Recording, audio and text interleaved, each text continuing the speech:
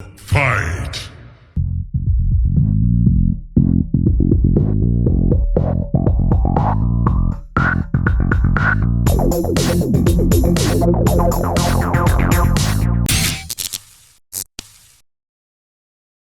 Hey guys, I'm Stace and welcome to Season 6, Episode 2 of the MKAU show. We have Sammy. Up. We have Brash.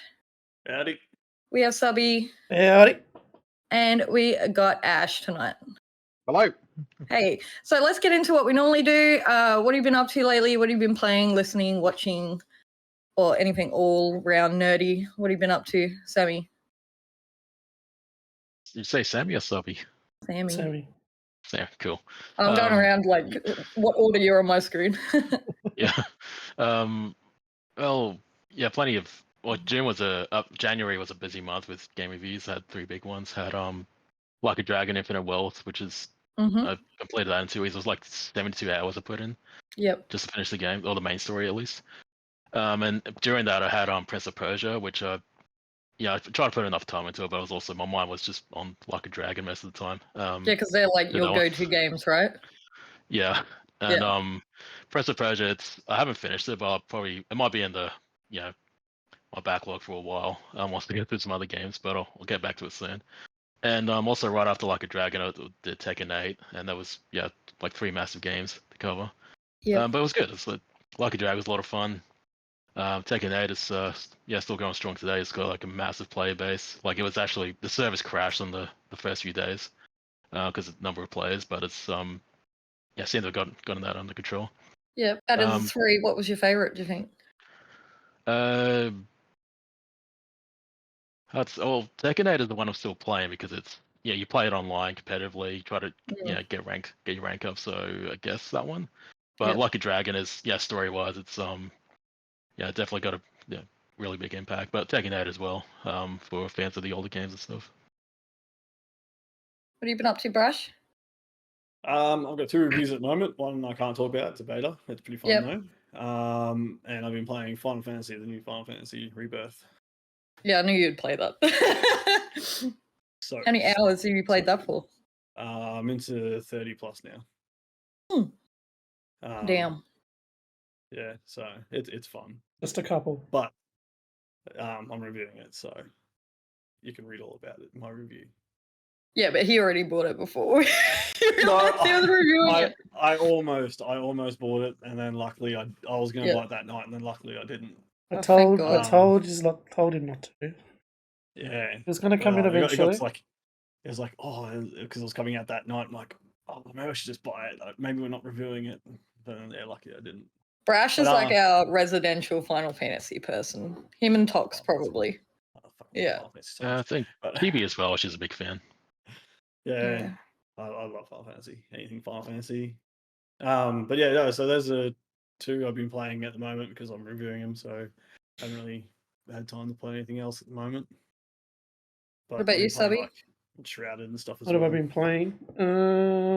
I've been playing a bit of Skull and Bones lately. I'm enjoying it. What do you enjoy about it? It's actually I got a little bit triggered the other night, but I got through it. But once you start upgrading your boat and all that kind of stuff, like materials pretty easy to get hold of. So, what level are you in it? Me? Because you're ahead of me initially. Oh yeah, I'm Kingpin 7. Oh, okay, I'm Kingpin 7. Yep. Okay, I'm not even. I'm just 11 about. boat, I think. I'm just about to go to Kingpin. But I've been playing it a little bit more lately. Good. I'm enjoying it. Yeah. I think once you get past that initial first part of the game, where it's a bit slow, pretty good after that. So mostly Skull and Bones, and then just the usual Siege, bit of Fortnite. I haven't really played anything else. Did you get all the Ninja Turtle stuff on Fortnite? Yep, all the Ninja Turtle stuff is done. There's a mini event that just happened that's going to be Greek mythology themed next island. So they have a little mini event at the moment where there's a hand that came out of the ground, drop in a chest on a chain, and everyone had to contribute had like 2 trillion damage that everyone had to contribute to break the chains. I believe it was nice. broke. I believe all chains were broken today, so I haven't jumped on to have a look yet. But So how long has that taken? took a couple of days for the whole community to contribute 2 trillion damage to break all chains. I think it had about 6 chains on it. Yeah, because that was the Pandora's box. Pandora's box. Things. Yeah. Oh look, Brashy knows. He's all Did you over play it. too, Brash? No, I haven't played Fortnite. I haven't played Fortnite since they had that Lollipop Girl skin come out. Lollipop Girl Girl. skin. That's all he remembers. Don't even know what that is. That was my go-to skin, was the Lollipop Girl, and she'd do the Lollipop Girl dance. That was me, and then I stopped playing. That was a while So ago, anyway, right? yeah, I did all the turtle stuff is done. Just counting down the days now. Season starts. Awesome. What about you, Ash? So I was away pretty much all of February. So my list is pretty much like Bluey the video game. I reviewed that one. Yeah, you got a sticker sport. Yeah. That'll trigger Varashy. I got to play Figment because they put that on Game Pass. So after playing Figment 2 and it making my list last year, I was able to, thanks to Game Pass, play the first one. You beauty Xbox. Let's go. Yeah. So other than that, I played the Kingsbird Brotato, Scourgebringer, and Planet Alpha. Yeah. For people So- listening at home, our Ash is a bit of an achievement hunter. Yeah. That's how we kind of found him. That's how it was sold to us. Oh, you have to have our brother because he's so into games. He achievement hunts like nearly everything. That's how Shit, I got Cyril all- sold it to us. I got all the trophies in Tekken 8 already. In Without Tekken? even trying. Tekken 8, I didn't even try. It just all happens. Really, talking to it's that someone- easy. Yeah, I was talking to someone earlier. Like, I've never been into achievement hunting. But I can see. I tried a little bit, but I've I just get too tired of it. I need an incentive to make me want to do it. You know, Yeah. like the prestige of being awesome is not enough for me. I just don't have Yeah, time. I don't have I've time only- or patience. I've only platinum 3 games, like Tekken 7, Tekken 8, and Sonic Frontiers, and honestly, it's without even trying to see what I had left, and I'll just do this in an hour, and it was done. I actually got my most recent email 100? from True Achievements, and they said that my current game to completion ratio is 86%. So Pretty good. yeah, I don't even know if I've got my current points available. What's your last game that you've like 100% all the achievements? Bluey? Scourgebringer was the last one that I did. So I know that my points are just really high. I just can't remember how high. Last game 100%. It was like Viva Pinata. Like when I was like 16. I just don't anymore. Well, that's pretty awesome. But 86% completion. That's insane. 86%, yeah, and I do keep track of sort of where I sort of position globally, and I more often than not easily within the top 1,000. But I think last year, because I was playing so much more games, I think I was in the top 100 globally. So and like Jesus. I was under 50 in Australia. So I mean, I play way too many games. Yeah, so make sure you read Ash's reviews because you know that he's probably finished it the whole way through and done all the achievements. But and to say that, it might be, people may say that, I don't complete a lot of games or I find it really hard to do and all the rest of it. I think you have to be probably that sort of person, because I remember even before achievements were a thing, and I was playing on, the very first Sony PlayStation, any game I bought, I would unlock every single, like, say if it was Tekken, I'd unlock Trophy. every single costume. I would make sure that every character was completed to like 100% and had all their moves. And so, I mean, it's something that has always been part of my sort of Psyche. gaming. Yeah, Yeah. it's like it's So- inside of you. Yeah. It's like there's got to be some perfectionism in there somewhere. All right, we better move on to news because we got lots of things to talk about tonight. One of the bigger ones, but probably one of the more older stories, is all the Xbox news. So Xbox exclusives going to multi-platform, in particular 4 games in the pipeline to go to Sony and Nintendo. Our Lord and Savior, Phil Spencer, has actually been quoted as saying the industry shouldn't rule out that any game is never going to be on another platform, which kind of to me implies he's very open to multi-platform, or even eventually putting legacy platforms on other consoles. So my question to you guys is it a smart business move? Do you think Sony or Nintendo will reciprocate? And do you think this may be the end of the console wars? Go, someone. 100%, I reckon it's a good move on them by then. Yeah. See, here's my theory. Mhm. I believe that they're going to pretty much don't do Xbox anymore. They're going to go purely into creating games, selling those games, and then creating the software and hardware that they'll sell to the other companies to make the game, to make the consoles. Like eventual like big merger of technology. Exactly. Instead of making console and trying to sell the console that they've never outsold any of the other companies with. Well, Mhm. they sell every console and always have at a lot. Yeah. And Yeah. I think they're like, well, instead of doing that, because they did say that they were going to focus on hardware, but I think their hardware is not going to be a console. It's going to be the hardware Parts. parts, and they're going to try and pretty much take the money from other companies to by selling hardware to them, and then also selling games to the other consoles and that. Where so they're always going to be making money and not so much losing money. So you think like a custom console, kind of like a PC, how people customize their PCs and upgrade?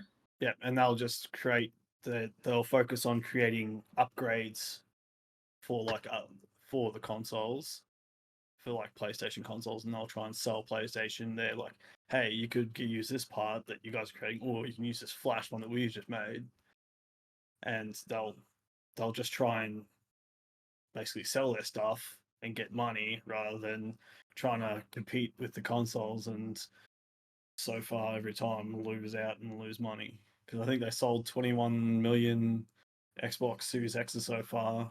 PlayStation's at 37 million. And then you got Nintendo Switch. Switch is number 1, right?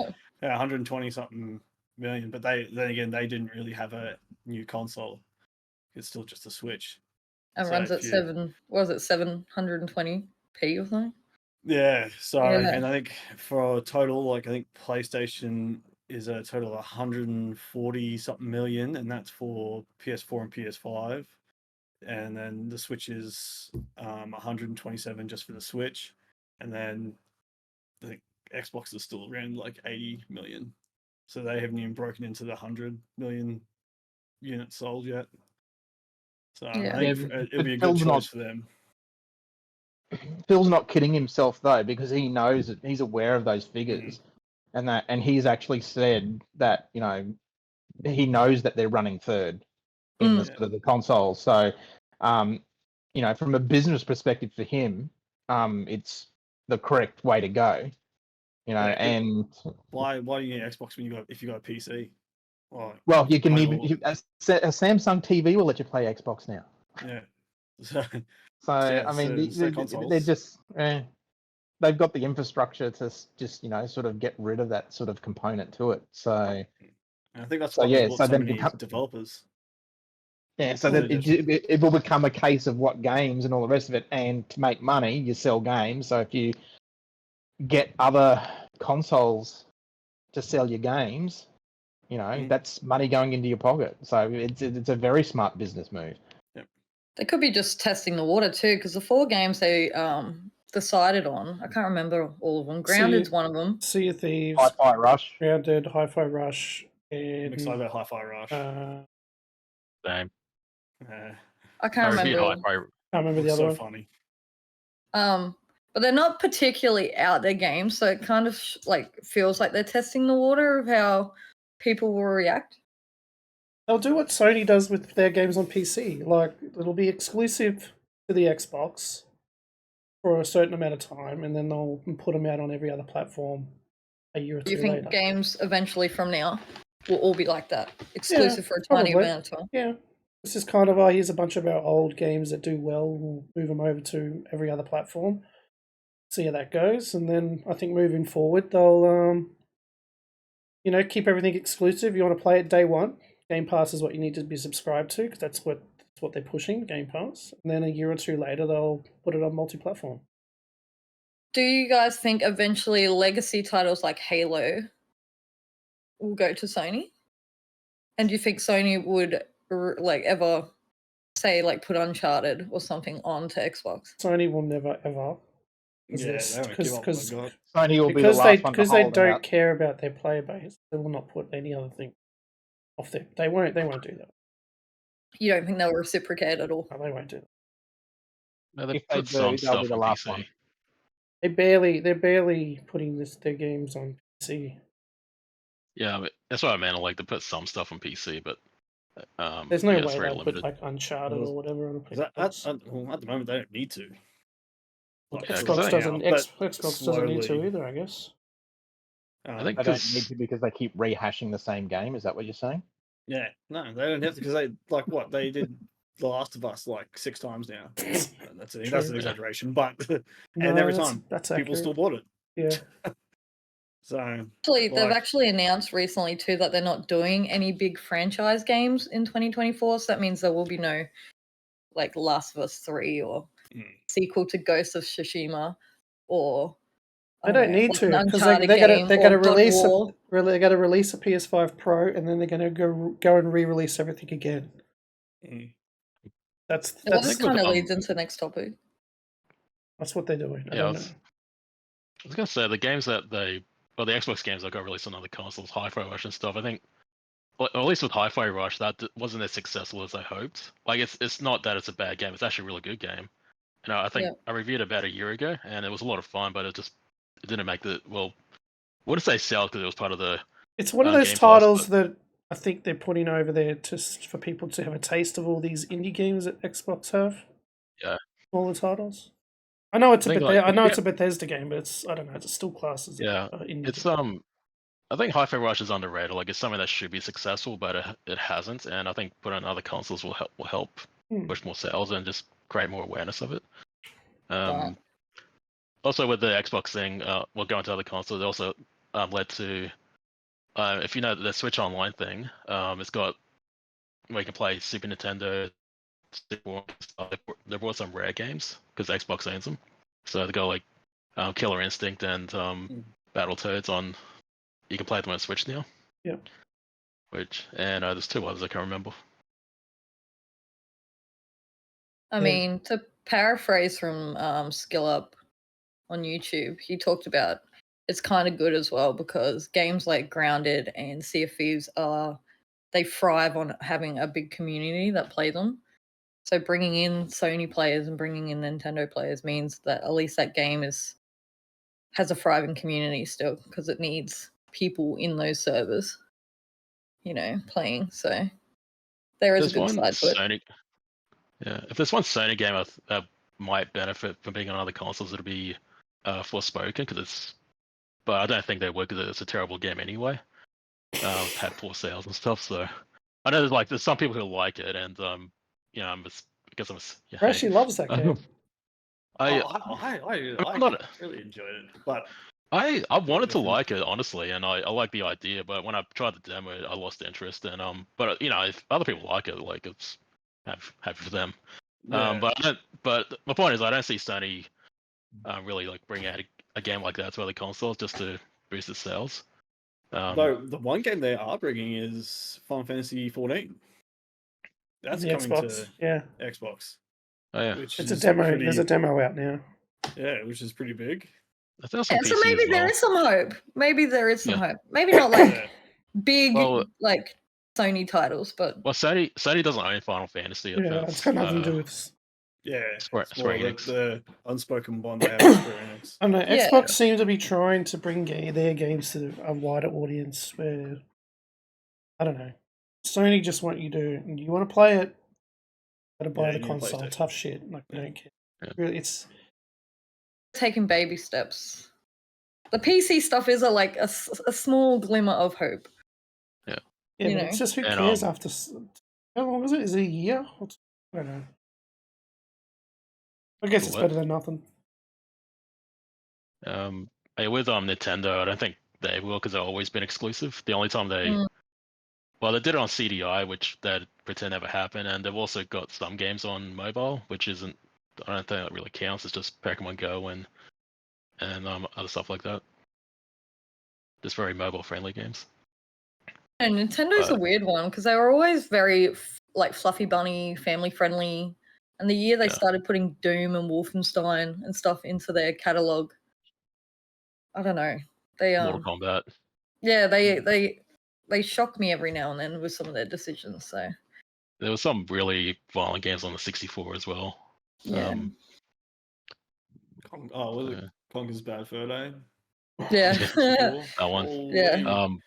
Every now and then they'll surprise you. Yeah. I think there's no limit to how violent the games can be. They've got some of the recent Mortal Kombat games with the hyper violence. Even though they don't look as good, but I think they're targeted to force family friendly, but there are some hyper violent games that you can play on it.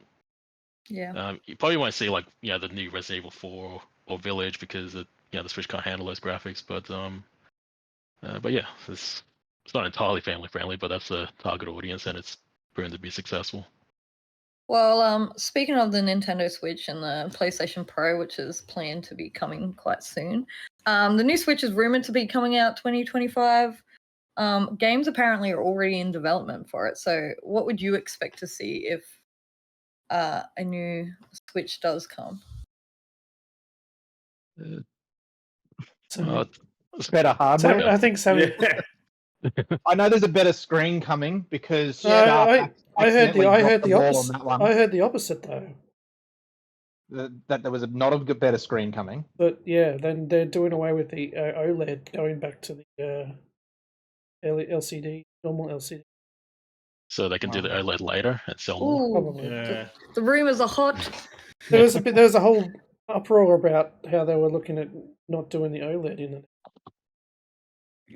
But Nintendo's the only one who makes profit off of their consoles still, because they use a rice packet for their hardware and then sell Did you say they use a rice packet? Oh, jeez. It feels like so it, though. bad. And they're like, "Oh, come play this awesome game that's on PlayStation, Xbox, on the Switch." And you try and play it, and it's just like the whole thing is just glitched. Even their games specifically for the Switch don't work. Like the Pokemon, that was fucking horrible. Yeah. But Tears of the Kingdom ran perfectly for me. So more graphics intensive compared to Pokemon. But then again, if they do bring out more hardware, then they're gonna have to start looking at possibly getting losses on consoles. The hardware is meant to be on par of last gen consoles. The new one. They've always kind of done that though. The new Switch on par with this Xbox One, PS4 power.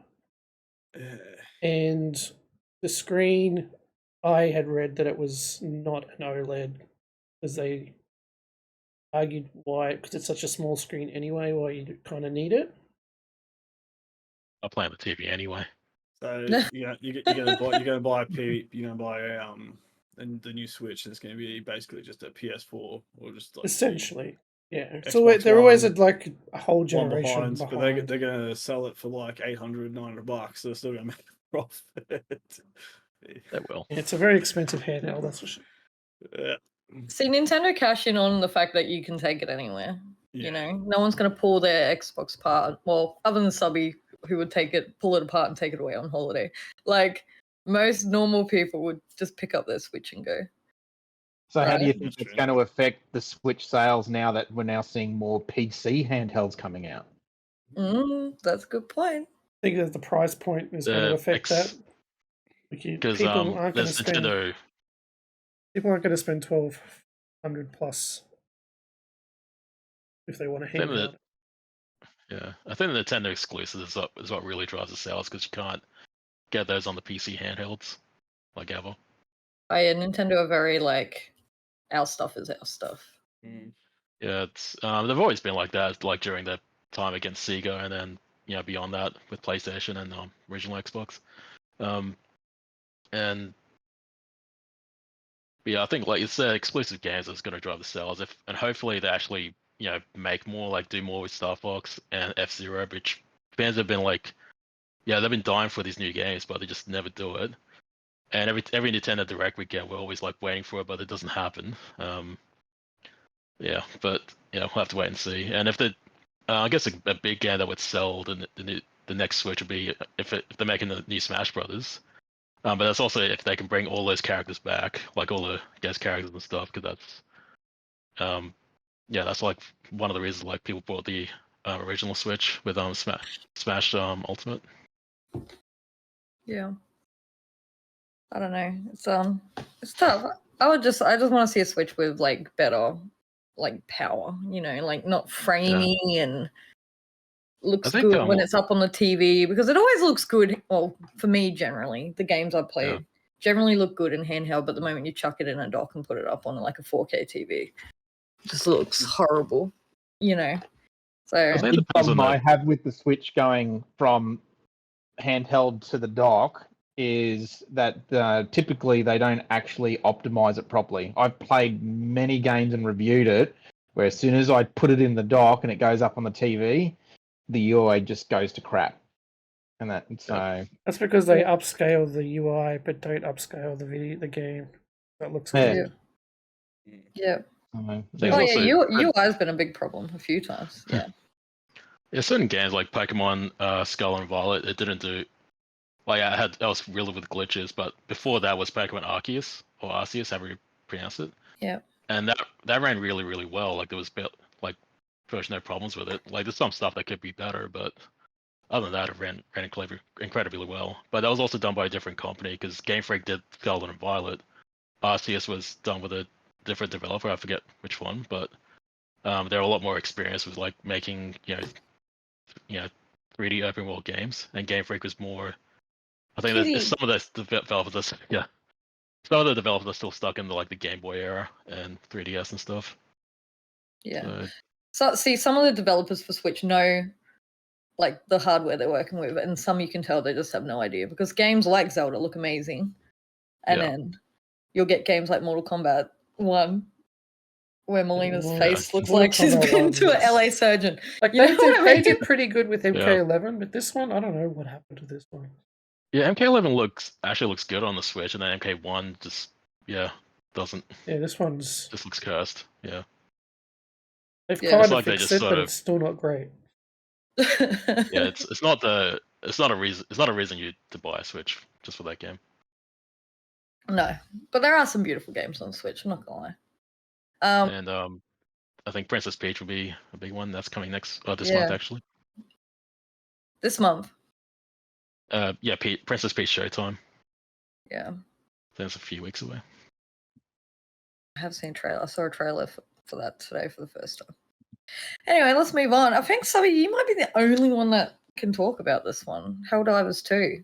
Well, I don't even know. Wait, no. Sorry, Brashy did the review for it. I'm sorry, Brashy. Guys, go to the website. And to be honest, I don't know if it's kind of a like everything's sorted now, though, isn't it, Brashy? Like servers have been, the increased capacity has been raised. I was going to say, where has it gone from the crashing and the limited server space? Well, to now. So everyone, it stopped working for a day, and everyone started sucking and crying and bitching and whinging, and then they upped the capacity, and it's all good now, and everyone's like, "Oh yay, it's good again!" And it's like, well, all you had to do was chill. Yeah. Like they didn't expect it to fucking explode like it did, and it did. Everyone loved it. Everyone wanted to play it, so everyone was playing it at the same time. Like I never had a issue with. I never had an issue either. But I think that's because we're not American. Did you have big queue times? No.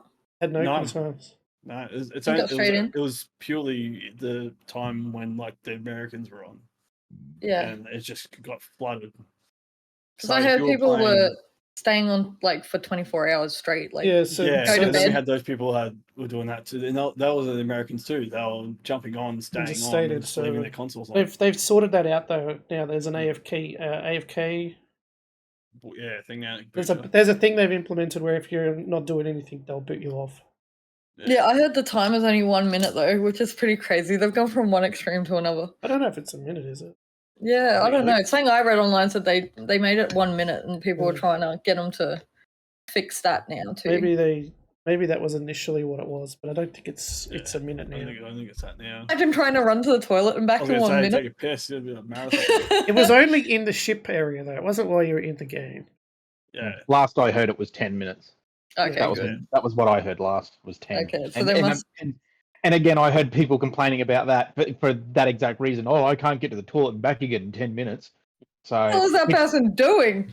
I don't know, and because I mean, I don't get up, I don't wear pants, and I just throw urinal cakes on the floor, and I'm done. You know, so He's got one of those seats like from South Park. Just have a bucket sitting next to you. He's Go for gold. just screaming for his wife to come in. Oh, that's good. Never have to get Yeah, up. No pants, urinal cakes. You're all set.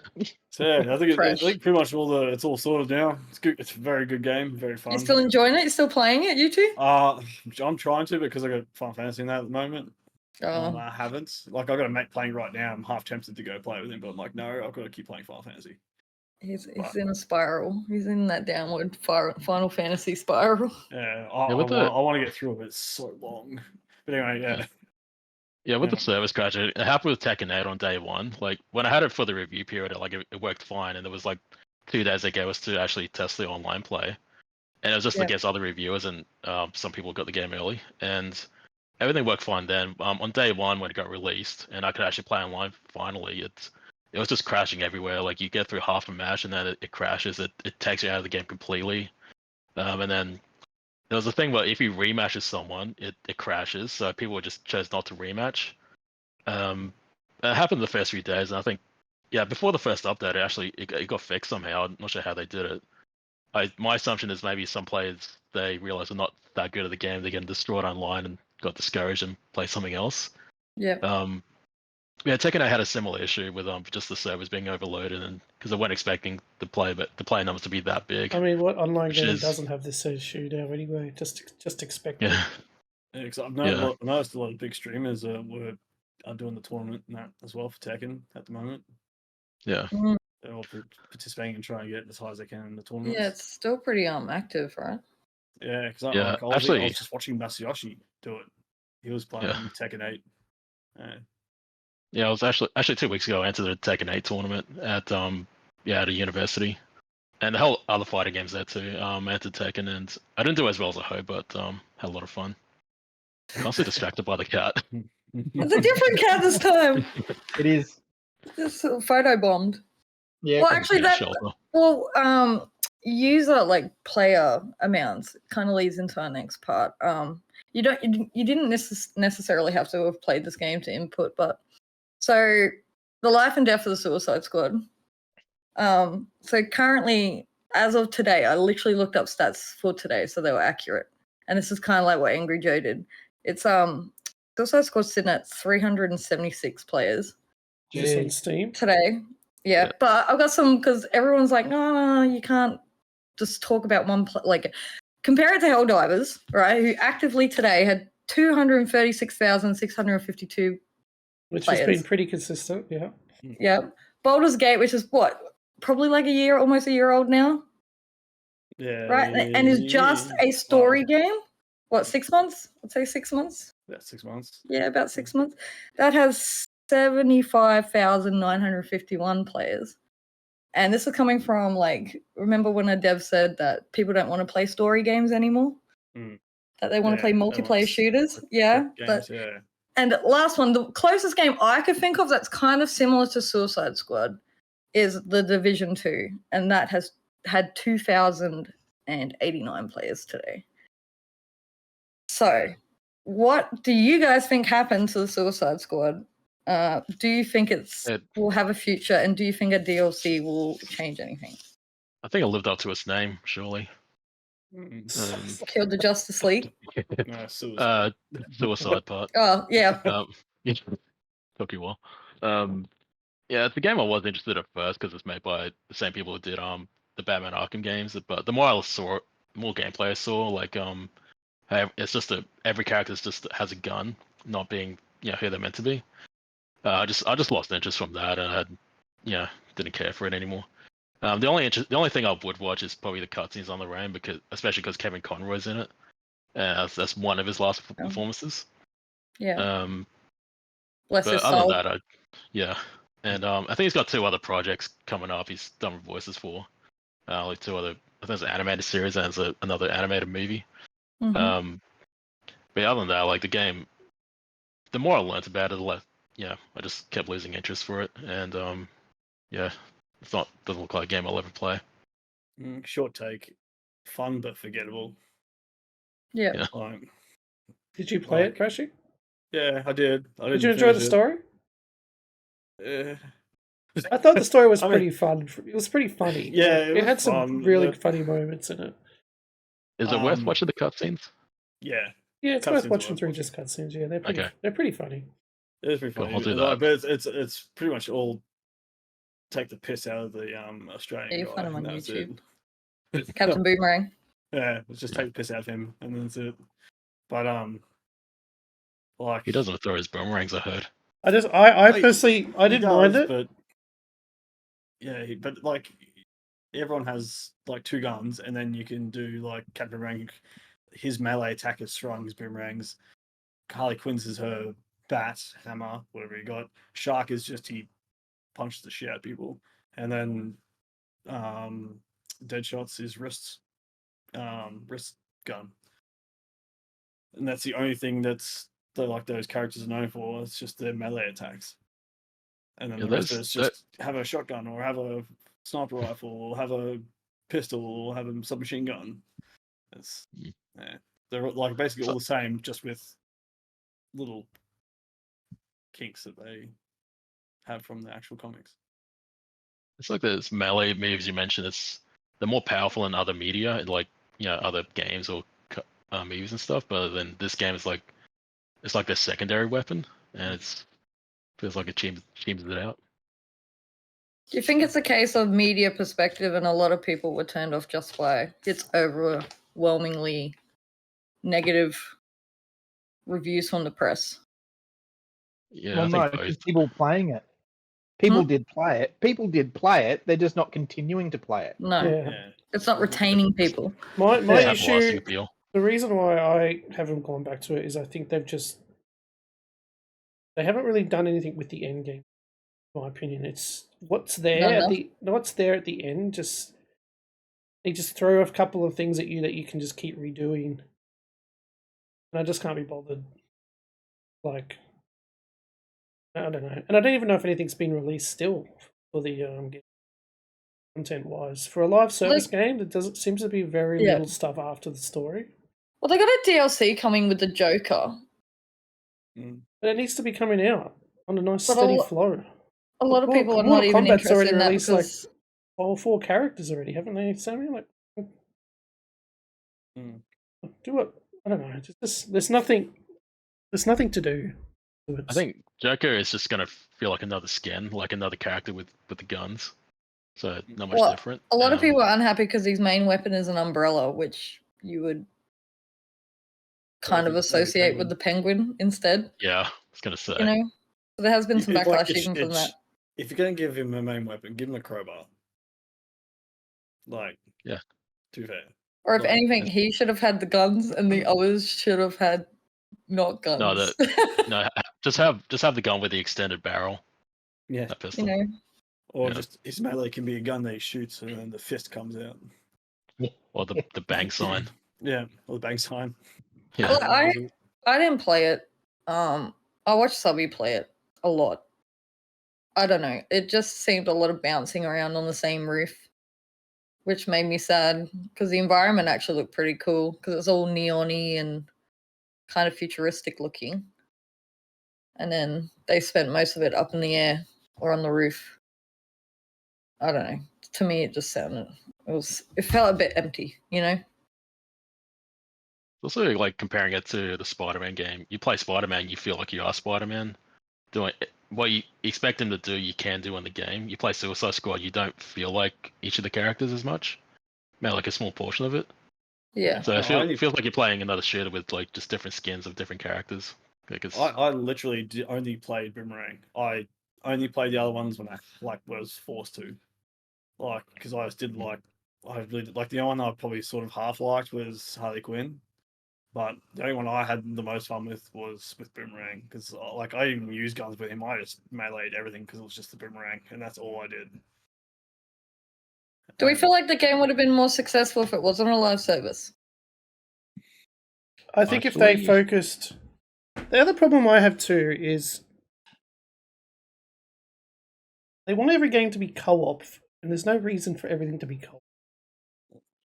And I think that's what ruined that, is because they tried to make it a co-op game, so this Like is Gotham the best. Knights? Yeah, in Gotham Knights was exactly the same. Gotham Knights wasn't too bad co-op because you weren't stuck.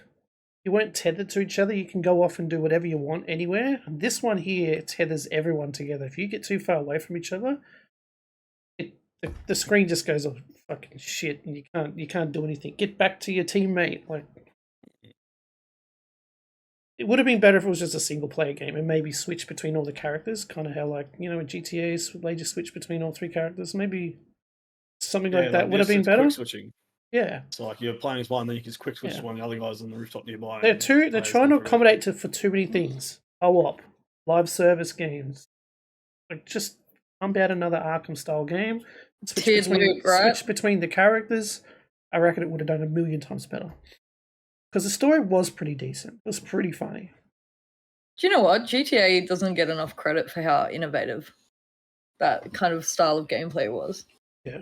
Yeah, I think next year that's all anyone's going to be talking about. Anything else is relevant. Yeah. GTA 6. Yeah, pretty much. Hmm. All right. Well, let's move on. Borderlands trailer. Trailer. What are our reactions? Eli Roth is the director, better known for like quite savage movies like Hostel and Inglourious Bastards. All right. So he's the director. What are our initial reactions to the Borderlands trailer? Looks Ash? good. I wasn't sold to begin with. Like when I first heard about it, I went, I don't think this is gonna work. And then for this podcast, I went and watched the trailer, and it's not gonna work. Now I'm adamant it's not gonna work. It's not gonna work. Yeah, Borderlands is a game.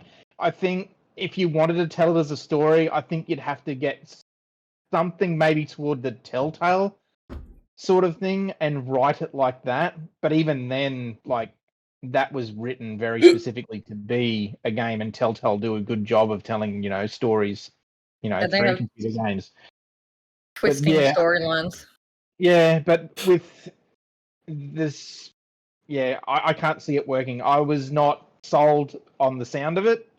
And after watching the trailer, I'm most definitely not sold. I do not believe this is going to work at all.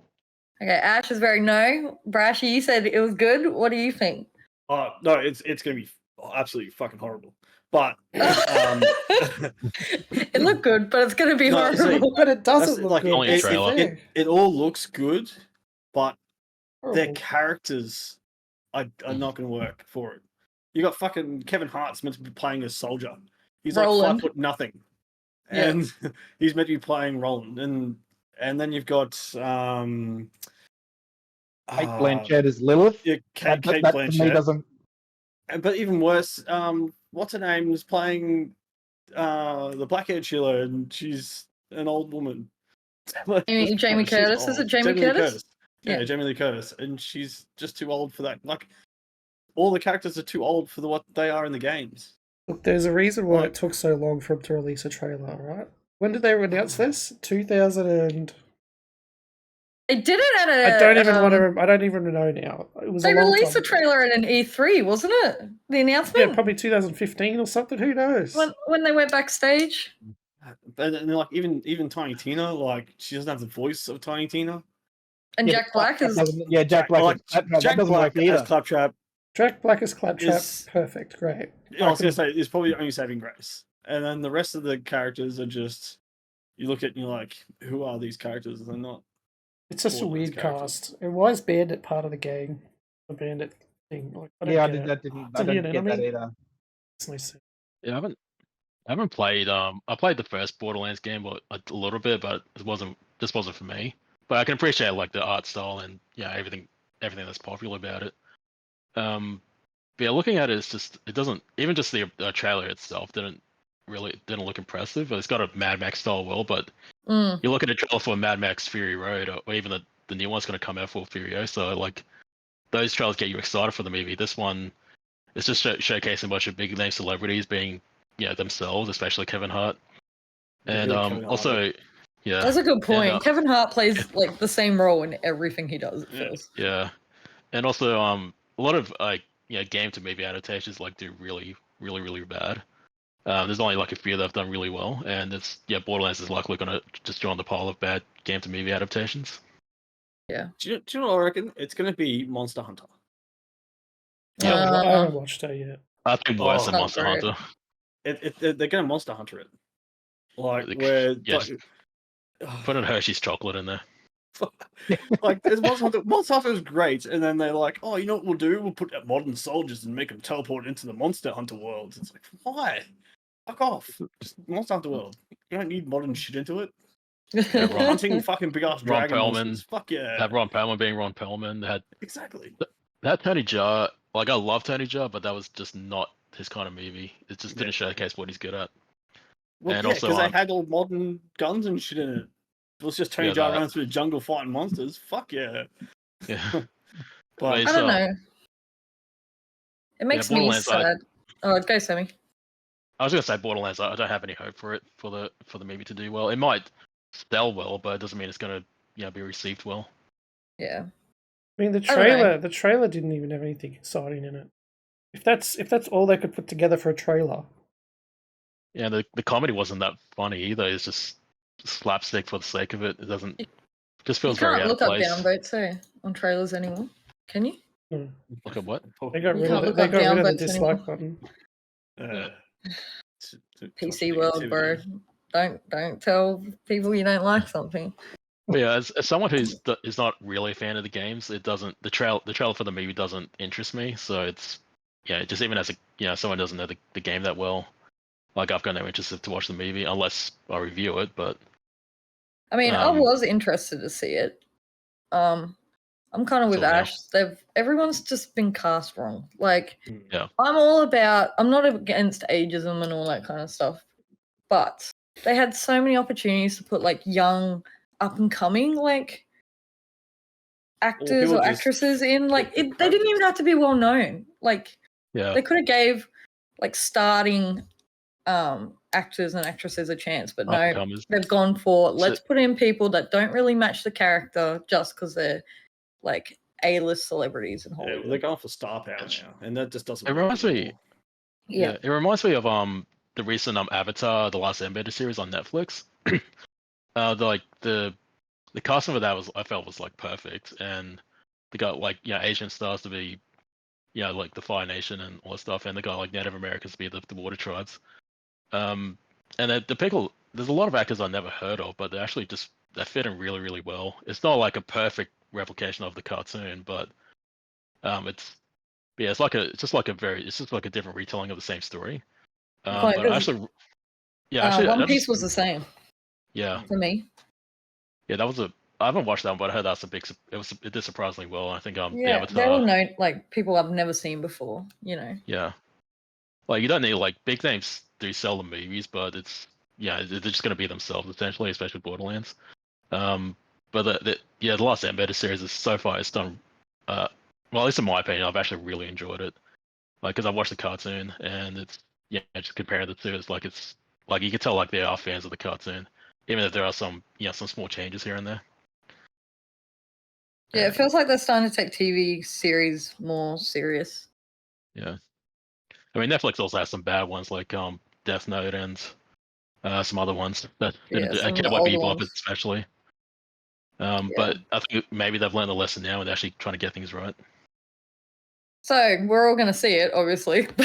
Yeah, I'm probably still gonna watch it because for research purposes. If I'm reviewing it, I I guess I'll have to. Yes, Sammy, Um, you'll be going to see it. But When's it out? I can't remember. It shows how much I care. But yeah, I mean, if I am reviewing it, well, yeah, I'll do it. But I don't think it's through Universal, so that's we only do I Universal movies. I don't know who it is actually. I think I saw Lionsgate in the trailer, so I think it's through them. Either way, you're going to get a Simpsons Nelson towards you. You're going. Yeah, you're going to it. Yeah. It's released on the 9th of August in the USA. Actually, speaking of game to movies, I did Five Nights at Freddy's, and that's I'm not a fan of the games, but that was an insult to the fan base. Oh, it was so boring. I wanted my money back. But I think I've already spoken about this in a previous podcast. Yeah. It was bad. Like, even the creator of the game actually worked on the movie, and he made a lot of changes, and it's like he doesn't understand why his own game is popular. So, that's something I learned after the review. Yeah. All right, let's move on from one bee in our bonnet to another. So Twitch has announced recently they're increasing the price of subs on March 28th in the UK, Australia, and Canada mainly. But Brashy found something else out. So what impact do you think that will have on viewership? I don't think it'll have an impact on viewership. It'll have an impact on people considering their sub or not anymore, because of, stuff's already, cost of living is already high enough. Now they want to throw on another $1 again each month. It adds up. Is there a reason behind the increases? They wanted to help out the content creators with the current cost of living, which is but they're not the ones that pay for the They are the subs. streamers by taking from the viewers. Yeah, I don't think so it'll. that all that money goes to Twitch anyway. Yeah. The content creators won't see anything. Yeah, they'll see an extra 50 cents. Right. Yeah. So, I don't know. I don't think viewership's going to change. But people might be considering their subs or cutting back on them quite a bit. So the content creator is going to suffer in that sense. Fortunately. Yep. Yeah. What did you find out, Brashy? Oh, yeah, Turkey. Fucking poor Turkey. Even though it's probably cheap living there. Tier 1 subs, current prices, $9.90. Like in Turkey, whatever. What's that in Australian dollars? Wouldn't have a clue. But their tier 1's going from $9.90 to $43.90. What?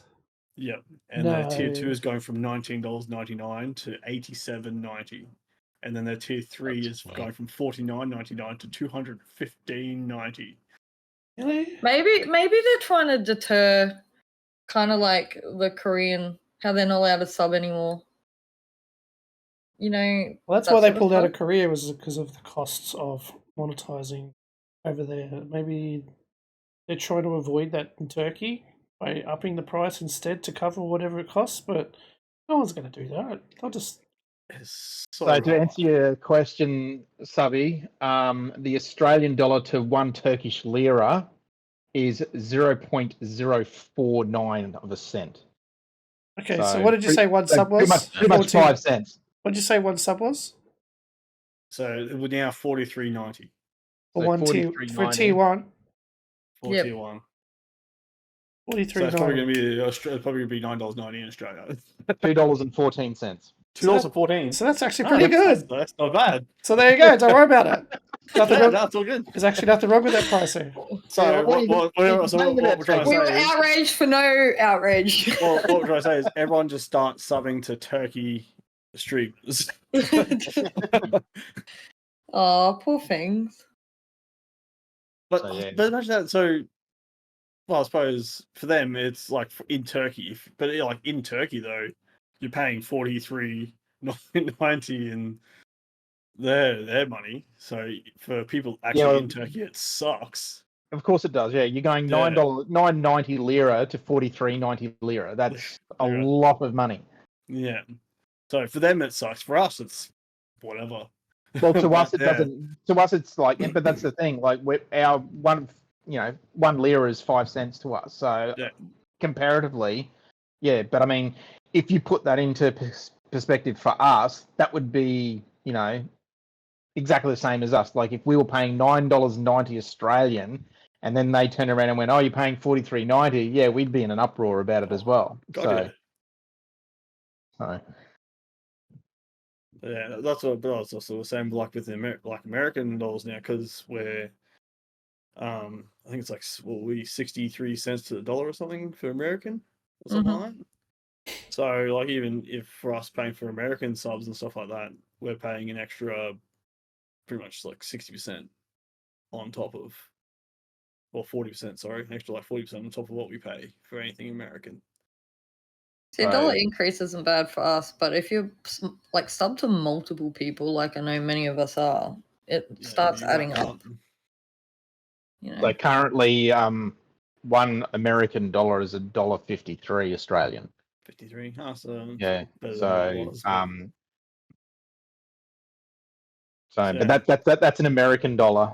So if you were to pay an American but see, most things dollar, now, if you were to especially pay for every dollar you pay to an American, you're pretty much having to take an extra 50 cents out of your pocket. Yeah, so because I know I play some mobile games that use American USD. dollar. Yeah. So like they're like, oh yeah, it's $9.99, and then USD, and so I'm like, fuck, that's going to cost me $16. Yeah. Yeah. Whatever. Yeah, I donated to a friend's stream the other day and didn't realize it came out in USD. I'm like, when I saw. So and then they're like, oh, thanks for the $50, and you're like, that was 70. My bad. Yeah. So it's always hard with exchange rates, and especially when it comes to games, and like especially like a lot of games when you have to when their main thing is paying for like extra content and stuff like that gets kind of hard. But luckily most of the PlayStation stores and like that, they translate it for you. So it does. It gets crazy. I know, like Ash, you can probably relate when you watch Angry Joe and he rants on about a game being $70, and then I sit there and work it out in Australian. I'm like, bro, that exact game he's talking about isn't $70 here. It's like $120. Yep. Yeah. So, but I mean that's just if you're Their used cost to of living. watching American content, you we have to pay more, because it has to, I don't know, be shipped here. Yeah. I don't know. It's got to be shipped here digitally. Yep. Yep. It costs more to get those digits across. It's all that bandwidth, man. It's all that bandwidth. So, but yes, comparatively, yes, when you do work it out, that their minimum wage is like $2. Yeah. We don't work for tips. Yeah, our minimum wage is like $25. So yeah, it does equal out. It does equal out somewhat. So yeah. I still don't agree with exactly what Subby is saying, that to buy a digital item we need to pay more for it. To me that doesn't make sense. But yeah, I didn't say that. You didn't say that? I thought you did say that. I thought you were saying that it was costing, that they were charging us more for a digital product, which they do. I was being sarcastic. Yeah, he's being sarcastic. I don't understand why stuff's digital is dear. I don't understand why.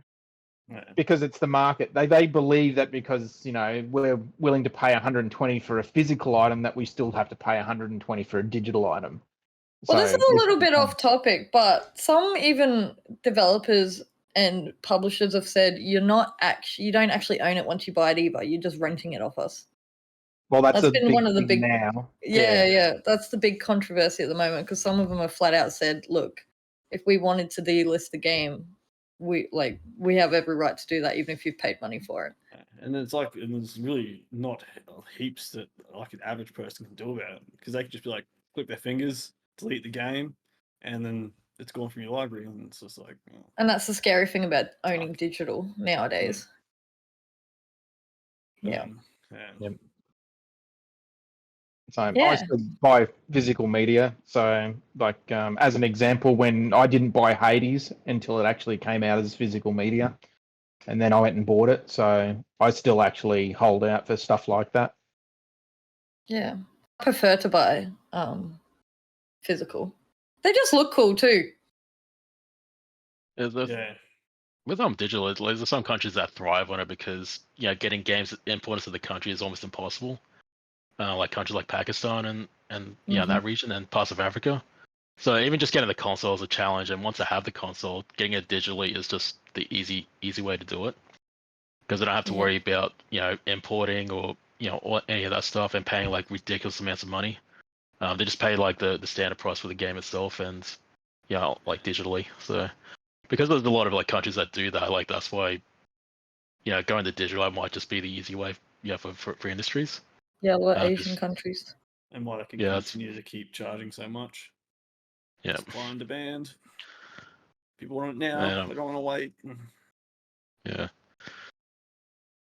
Well, I thought I'd wrap up today with just a nice, I like to wrap up with personal topics. So my question to you guys is, what is one of the most irritating boss fights or bosses that you've versed in video games? Just so the audience gets to know us a little bit and such. So I'll just go first. So for me, some of the most irritating bosses I find in games is when I play Doom Eternal, the Marauder. You verse him like 3 times. Yeah, this was and he's not a boss. This was my one. Yeah, he's not a boss. He's like a mini boss you get halfway through a level. And he's just so annoying, because he's got like this little ghost wolf that also runs around and it like attacks you and bites you, and he's got a really like small window that you can actually go in and strike him, but he's super annoying. And one of the others, which I didn't even think about until like the last minute just before we started our podcast, is when I used to play Fallout, I like hated death claws. Like those things were annoying, and they would always like pop up when you least expect it, and there's normally like 1 or 2 of them, and I was never like prepared, or like they would just come up from behind, and I've never really ever would win against a Deathclaw unless I was like full knew where they were camping and then would go there. So for me, those are like 2 super irritating like boss-y characters. I wouldn't count one as boss fight one, so it is, but it's still bossy to me. Yeah, I had the Marauder though. I don't play a lot of games where there's hard bosses. I don't play Elden Rings. I don't play Dark Souls. I don't play anything that's hard because I don't find those things fun. But yeah, Marauder was on my list because he was quite annoying. I did play a lot of Eternal.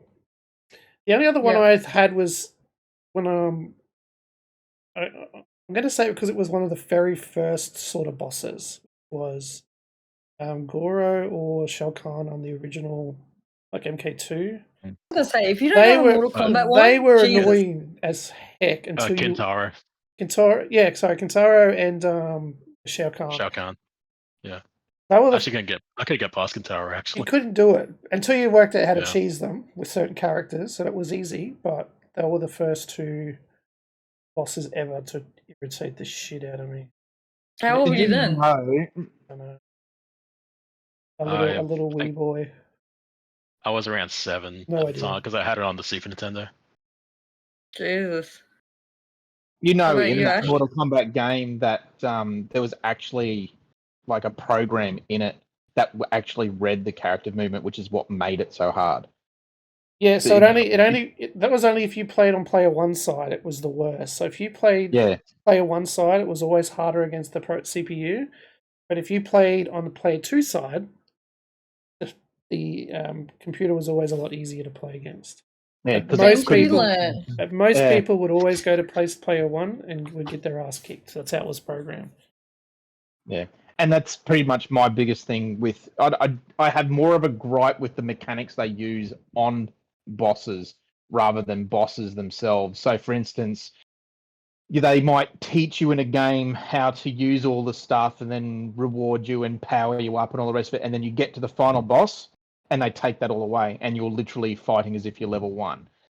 So I've got more of a gripe with game mechanic bosses that do things like that. Yeah. So would probably point at more games going, you're shit because of that, because you've made your boss harder. essentially, not correctly. Like they didn't make the boss a challenge. They just took all your stuff away that you had to make the boss challenging. Yep.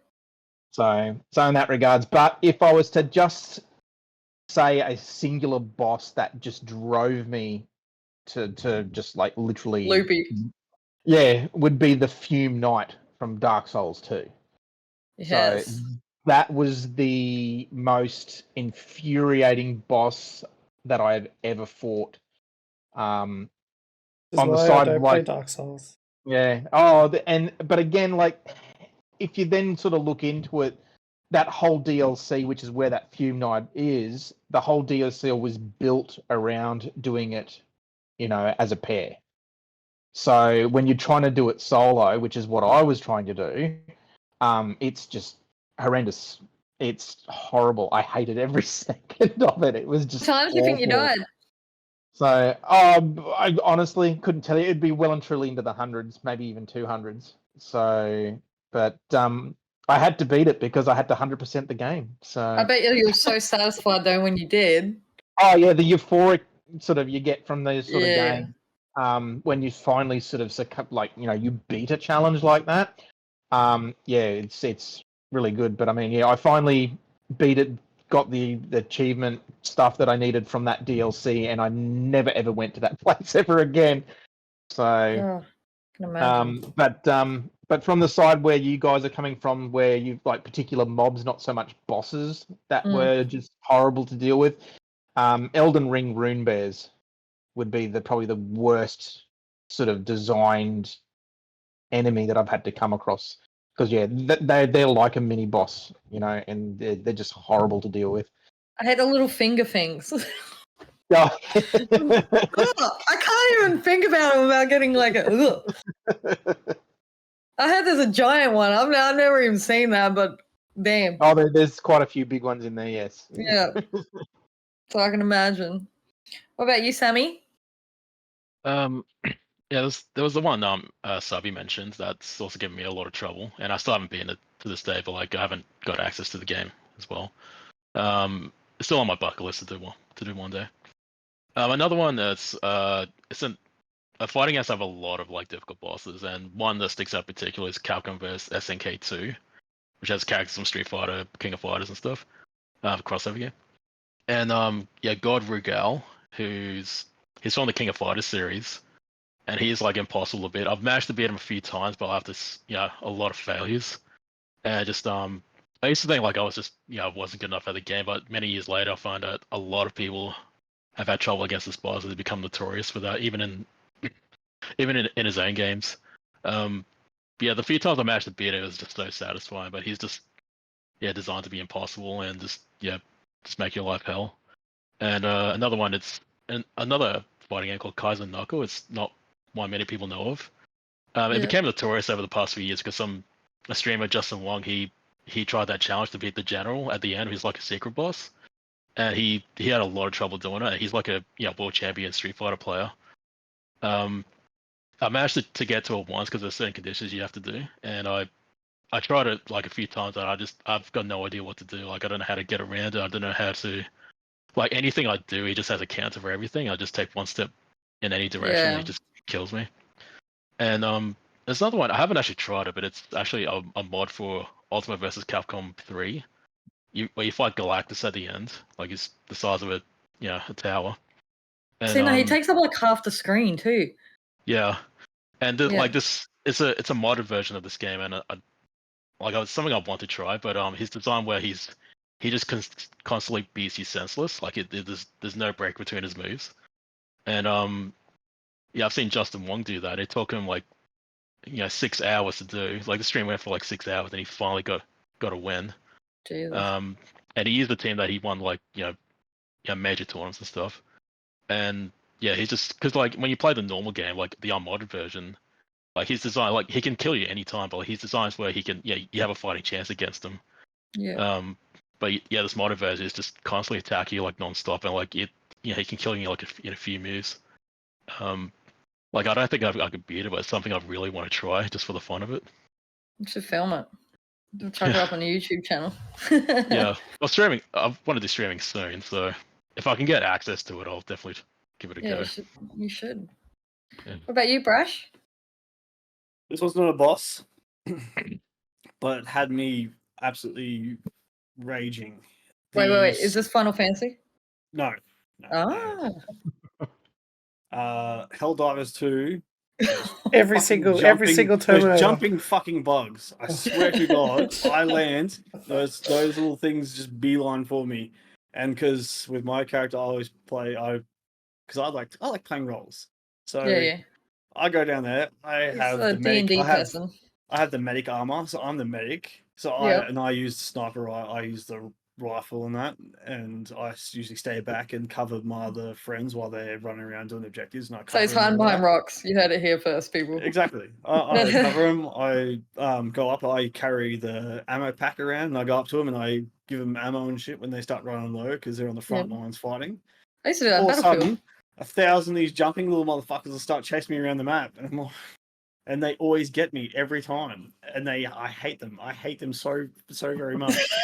You can feel the hatred. Oh, I don't think I've raged as much as I have playing with my friends, and then be like, "Come get these fucking stalkers!" And I'd be like running across the map, just running towards my friends, hoping that they'll stop attacking me and attack them. But no, they would just ignore my friends and just keep going for me. Well, I have it on PC now, so you can play with me sometime, Brush. Okay, hell yeah, fuck yeah! I'd love to. I'm always down for Helldivers. I'm a noob. I haven't even started it yet because it intimidates me. I'm too scared to even open it. But my boss Mhm. would be from when I was younger, and it is a Final Fantasy game. Yep, knew it. Final Fantasy. I knew something was coming. Final Fantasy VIII Ultimacia. Yeah. Oh, yeah. She was my. I finished Final Fantasy 9. I finished Final Fantasy 7. Finished Final Fantasy 10. Easily. Final Fantasy 8. I played that game. I finished or got to the end of that game about 6 times. Kept getting my ass kicked by Ultimacia this is when I was younger, and just went fuck it. And then I'll go back and like, I'll start again, and I'll try and get stronger this time. Get to the end, lose. And I think it was only when I think I played it again when I was 18, and I finally finished it and beat Ultimacia. But like that was me now knowing like fucking everything. I knew how to get Doom Train and shit, how to get like your ultimate weapon like before the end of the 4th disc. I was on top of it after that. But yeah, when I was younger, Final Fantasy VIII, I just could not finish it. I don't know what it was. Like, have you finished it now though? Yeah. Finished it now a couple of times. But when I was younger, that game, I loved that game. It was like one of my favorite Final Fantasies is Final Fantasy VIII, and I just couldn't finish it. But that brought back some like childhood trauma for me because I remember raging as a kid over a Crash Bandicoot level where all these lions would come running out of an arena and you had to dodge them. Oh man. See, that was irritating. Yeah. I tried when they brought out the remake. I played it. I'm like, fuck yeah, I'm gonna relive my glory days playing this. I forgot how much I fucking hated that game. Holy, I did like one level of Crash Bandicoot and was like, I'm going to either break my TV or put a hole in the wall. I'm like, yeah, well, didn't they balk the controls on the remake because they made them? I don't know. They make them different to what they were like when we were younger. So we were so used to playing a certain way when we were younger that it actually became harder as a remake, right? I went into it and I'm like, I'm an adult now. I should be able to do this. Now this easy. And then I started playing it and I couldn't even get past the first fucking stage. I was like, what is this? Yeah, they made the controls like super touchy or something. Maybe it's just I'm losing my patience in my old age, but yeah, I just don't think I have patience anymore. I got it, and then just immediately you stop playing it.